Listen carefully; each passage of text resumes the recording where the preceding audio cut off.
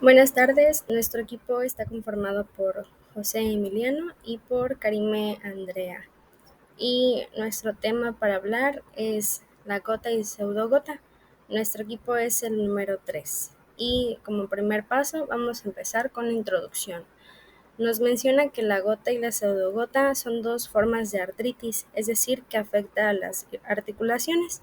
Estos van a venir con episodios de dolor intenso e inflamación en las articulaciones. Ambas patologías vienen o resultan de una acumulación de cristales en el líquido articular, pero todo depende de la composición química y sus causas. Lo que origina la gota es por la acumulación de cristales de urato, mientras que la pseudogota es por la acumulación de cristales de pirofosfato de calcio. Y a pesar de que son muy similares, el tratamiento de cada uno pues es diferente. Y ahora sí vamos a empezar de lleno con el tema. ¿Qué es la gota? Bueno, esto dice que es un grupo de enfermedades, que todo este grupo de enfermedades al final se llama síndrome de la gota. Esto viene con una artritis gotosa aguda, que es la característica principal de esta patología.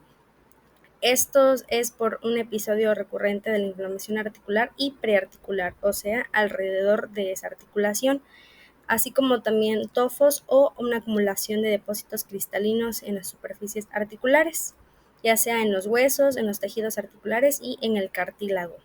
Y esto a su vez también viene con una nefropatía gotosa o un deterioro renal o cálculos renales debido a este ácido úrico. Lo que diferencia de la gota y la pseudogota, como ya habíamos mencionado, es que hay una acumulación de cristales, sí, pero en esta va a ser de pirofosfato de calcio en las articulaciones. Y en este van a existir tres factores. Uno de los factores es las enfermedades metabólicas, es decir, el hiperparatoidismo, así como también esta pseudogota siempre va a ser nada más en los adultos mayores como característica y puede ser a causa de un trauma o una cirugía articular. Y los signos y síntomas diferenciados a la gota va a ser un dolor articular. Este es agudo y puede aparecer de repente, pero es común que este tarde un poco más que el dolor articular de la gota. También la inflamación y la sensibilidad, o sea, puede ser en las rodillas, en las muñecas y en los hombros, y son sensibles al tacto, así como va a haber una rigidez en la articulación afectada. ¿Cómo se clasifica la gota? Bueno, se clasifica en tres tipos: la gota primaria, la secundaria y la idiopática. En la primaria vamos a ver que la causa es totalmente desconocida, pero siempre va a ser por una parte congénita, es decir, hereditaria. Y esta va a haber la hiperuricemia y la gota. La hiperuricemia es la cantidad alta del ácido úrico en la articulación. En la gota secundaria, la causa principal siempre va a ser la hiperuricemia, a diferencia de la gota primaria, que esta ya la tiene, pero la causa no se desconoce. Pero aquí la gota no es el trastorno principal, o sea, puede tener hiperuricemia, pero no gota. Y abarca otros cuadros de otra enfermedad. Y la idiopática, que pues no son clasificados ni en la gota primaria ni en la secundaria. Su patogenia de la gota. Bueno, esta siempre se va a deber a una hiperuricemia, como habíamos mencionado, es decir, una elevación del nivel sérico del ácido úrico, que esto va a ser un producto final en el metabolismo de las purinas, o sea que se va a deber debido a esto. Esto tiene dos vías, o es a raíz de dos vías, una vía novo y una vía salvataje o de recuperación.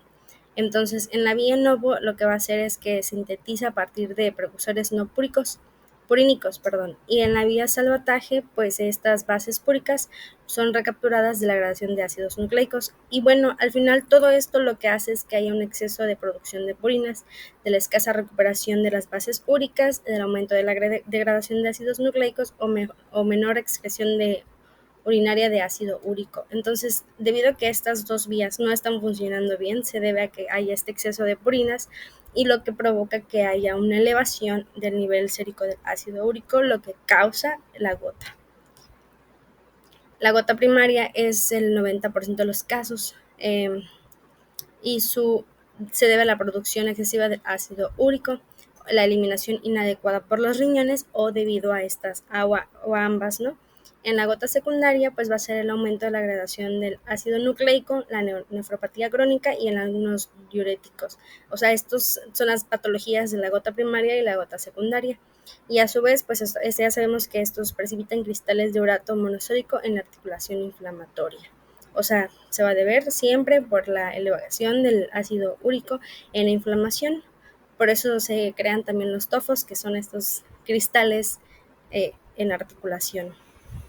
Y también, bueno, se debe también a que el líquido sinovial pues es un solvente peor que el plasma para el ácido úrico, y estos cristales de ácido son todavía más solubles a temperaturas inferiores a los 37 grados, o sea, por eso se debe a esa acumulación de ella.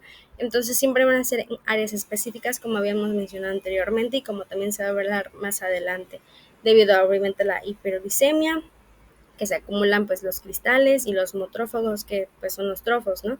Y el revestimiento sinovial y articular también, y el del cartílago, porque pues igual esto va a afectar, porque obviamente si hay una inflamación en la articulación, esto se va a deber a que también haya o empeore en otras zonas. Y en la parte de los leucocitos, pues también. Y por último, de mi parte, tenemos que estos episodios repetitivos de artritis agudas también se vuelven artritis crónica, y la formación de tofos, como ya había mencionado, que es la acumulación de cristales. Estos se van a deber en la membrana sinovial, en la bolsa del olecranón, en el tendón de Aquiles, en el hueso subcondral, en la superficie de extensión del brazo. Y este tipo de tofos va a ser 10 años después del primer ataque de gota, y esto se va a llamar gota tofasia crónica. Entonces, este tipo de gota tofasia crónica va a aparecer 10 años después del primer ataque de artritis crónica, o de la artritis aguda, o la gota, como se quiera llamar. Y bueno, hasta aquí mi parte. Bueno, vamos a hablar un poco sobre la continuidad de gota y pseudogota. Tenemos que, como habíamos mencionado, pues es un ataque a las articulaciones. Normalmente nos dice que entre el 85 y 90% de los casos afecta a una sola articulación, pero otro 10 y 15% afecta a varias articulaciones. Se le conoce como poliarticular, que puede afectar hasta 5 articulaciones. Normalmente estos ataques ocurren en el miembro inferior, este, teniendo el 75% de que estos ataques ocurren normalmente en la pierna, siendo la más común, en este caso con una recurrencia del 50%, la articulación metatarsofalángica, que es la que está señalada en la imagen, que vendría siendo de los dedos del pie. ¿Ok? Y también tenemos otro 5% que vendría siendo de los dedos del pie, en este caso los dedos gordos. Otras articulaciones que pueden ser afectadas, tanto el tarso, el tobillo, bolsas de las piernas, prerotuliana y rodilla. ¿Ok? Ahora, pasando a sus mecanismos de ataques, tenemos que es un ataque agudo y que los cristales de urato formados por el ácido úrico se encuentran en el líquido sinovial. Estos desencadenan una permeabilidad vascular, que lo que posteriormente puede provocar un edema. Tenemos también inducción del dolor y atracción celular. Pasando a la liberación de los medidores, tenemos que se empiezan para combatir este ataque de gota, se empiezan a liberar unos medidores como las plaquetas, la colagenasa de fibroblastos y algunos polimorfonucleares, que estos promueven la fagocitosis hacia el ácido úrico, hacia los cristales que se formaron, y esto posteriormente puede provocar una oxonización de los cristales, que la oxonización de los cristales vendría siendo como el marcado que tenemos hacia esos cristales para un posterior ataque poder reconocerlos más fácilmente. Ahora, tenemos en su diagnóstico, tenemos que se puede diagnosticar hiperuricemia, que vendría siendo ácido úrico elevado, que vendría siendo una característica de las personas que tienen gotas, pero normalmente no todas las personas que tienen hiperuricemia son diagnosticados con gota. Ahora tenemos que pasar a una confirmación, que esta confirmación se puede hacer ya sea con una extracción del líquido sinovial de las rodillas o de las articulaciones, o con algunas radiografías para poder visualizar mejor la formación de cristales.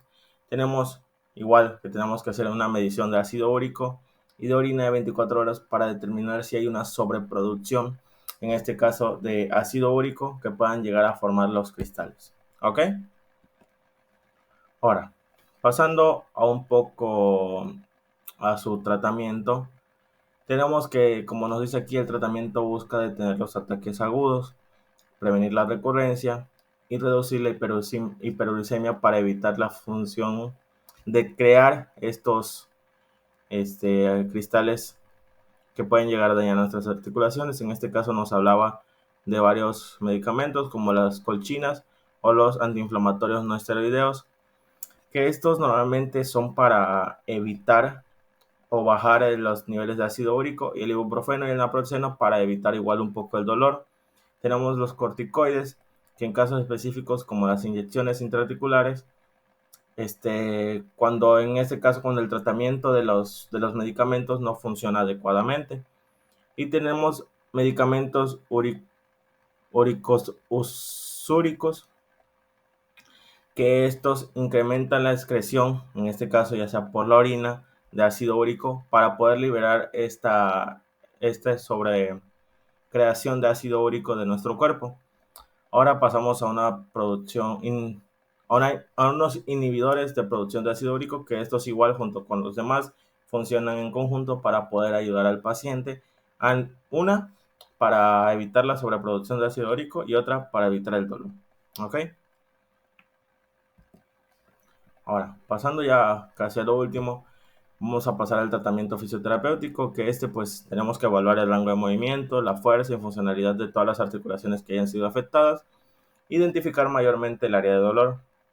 Tenemos que utilizar técnicas de movilización suave, más que nada para evitar la recurrencia del dolor en este caso del paciente, y poco a poco ir movilizando más la articulación para que recupere toda esa movilidad. Y tenemos que hacer ejercicios de movilidad, ejercicios suaves de rango de movimiento para mantener la movilidad, en este caso sin causar dolor en la misma, y ejercicio de estiramiento para mejorar la flexibilidad de todas las articulaciones. Tenemos que poco a poco igual tenemos que ir haciendo ejercicios de fortalecimiento, porque en algunos casos las articulaciones pierden su fuerza y pierden la fortaleza que tienen por el mismo daño que fue causado, y podemos emplear técnicas de crioterapia para provocar una vasoconstricción. En este caso, como se crea un edema, podemos hacer una vasoconstricción para evitar esa acumulación de líquido, en este caso de células, y la termoterapia, y para ir aliviando el dolor. Igual, tenemos que ir haciendo una educación al paciente de que para mejorar su condición física, para que no pierda por completo la movilidad de la articulación, y ya pues poco a poco ir finalizando esa etapa que pasó el paciente. Ya por último, en su conclusión, tenemos que la gota y pseudogota, aunque comparten síntomas similares, son trastornos distintos, en este caso por el ácido úrico y otras células, y necesitan un tratamiento específico. La comprensión de sus causas, manifestaciones, tratamientos es esencial para el manejo efectivo de estas condiciones. Un diagnóstico adecuado y una intervención temprana puede aliviar el dolor, en este caso sin dañar tanto al paciente, reducir la frecuencia de los episodios y mejorar la calidad de vida de los pacientes. Además, adoptar un estilo de vida saludable, como ya les habíamos comentado, con ejercicios, es fundamental para prevenir recurrencia de los ataques. Por lo tanto, la educación y la conciencia sobre estas enfermedades son claves para su adecuado manejo. Esta vendría siendo la bibliografía. Y sin más que agregar, muchas gracias.